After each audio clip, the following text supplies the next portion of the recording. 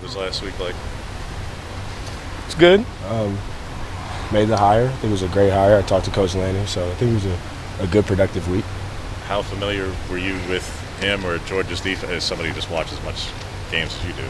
I was familiar with them. Of course, Georgia's defense, phenomenal defense, one of the best in college football, so definitely know about that as well, and kind of a little bit of his background as well, too. So, what kind of a person is he from your interactions with him? I know you haven't had a ton probably, but he's young, high energy.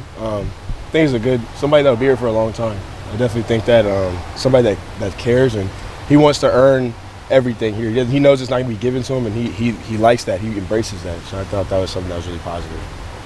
How different is it? He's away right now in Athens, Georgia. What's kind of the communication like for the team, not just maybe yourself, but just with him and kind of just where things are at? We understand he has things to finish, business to handle, and we have the same thing, and we're still going. We've been practicing and making sure we're ready to go for this bowl game. So. And speaking of practice, what's it been like just having BMAC as the interim?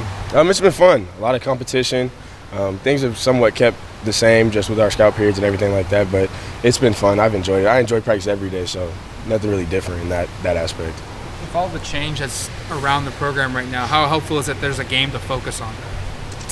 I don't think it's hard to focus on it.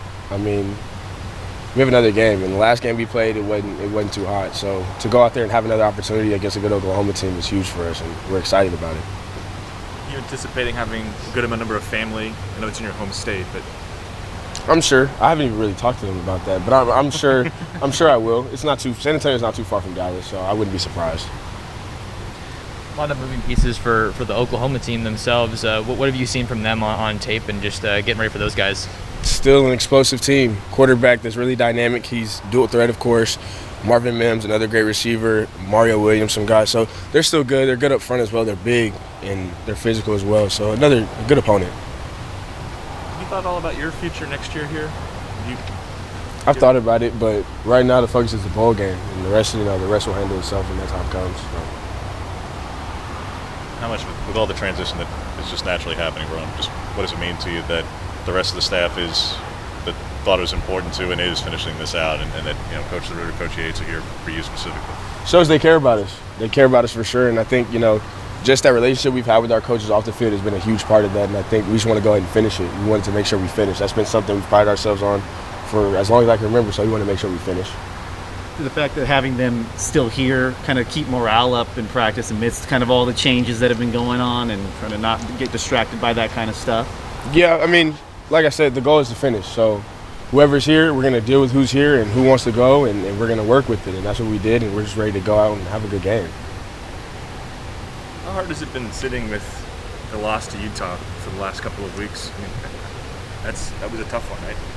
Got to ball it up and throw it away. It happened. It's over. We can't change it. So, you have those moments where you're like, dang, not a good outcome, but then you got to move on. That's part of football. You got to just move on.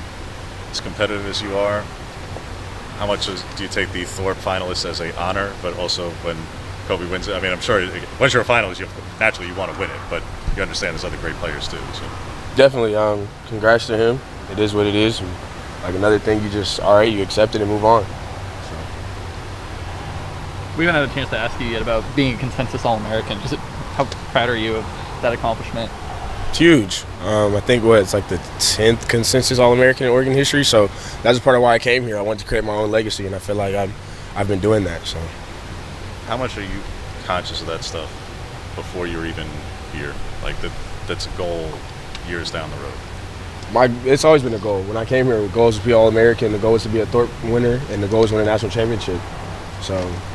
I've got one out of the 3, so that's cool. But of course, those other 2 things are still something I wanted to do. So, what was your role in maybe this is so chaotic the last couple of weeks? Some of the younger guys maybe didn't understand everything that was going on. What was your role in maybe easing concerns about kind of the future of the program, even though there was so much uncertainty at the time? Trying to help people understand that college football is college football, and there's a lot of moving parts to it, and that's going to happen every single year. And you came to Oregon because you liked Oregon. You can't. Of course, coaches play a factor, but at the end of the day, Oregon's still going to be here regardless.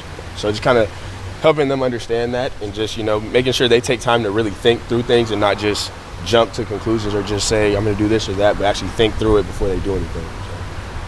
So. Saw you hopping in and out of the Twitter Spaces every once in a while when that was going. Spaces are crazy. It was like, what, 1,400 people when I hopped in, and then somebody acknowledged I was in there. I was just trying to kind of sneak from the back and just see what was going on. But You need a burner account. yeah, I know, but it was crazy. So, but it was cool. Of course, we have a really diehard fan base, and it shows. So.